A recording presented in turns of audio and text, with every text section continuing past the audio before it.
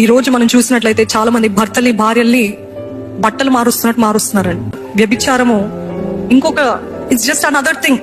ఈ లోకం ఎలాగైపోయిందంటే, నాకు ఈ భర్తలో ఎన్నో లోపాలు ఉన్నాయి. ఇంకా భయంకరమైన విషయం ఏంటంటే, చాలా మంది స్త్రీలో ఉన్న లోపము, భర్త తిడుతూ కొడుతూ లేకపోతే ఖండిస్తూ గద్దిస్తున్న భర్త అయితే చక్కగా వింటారంట.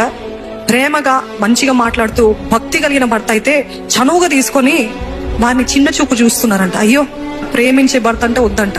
ఒక ఇద్దరు వ్యక్తుల్ని చూసాను, ముగ్గురు స్త్రీలను చూసాను. ఒక దాంట్లో ఒక ఫేమస్ ఫుట్బాల్ ప్లేయర్ ఒక వైఫ్ విడిచిపెట్టిందంట.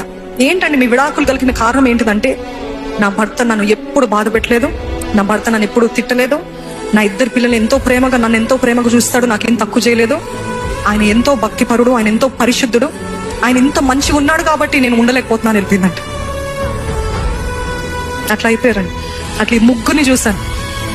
నా భర్త మంచోడు కాబట్టి నేను ఉండలేకపోతున్నా,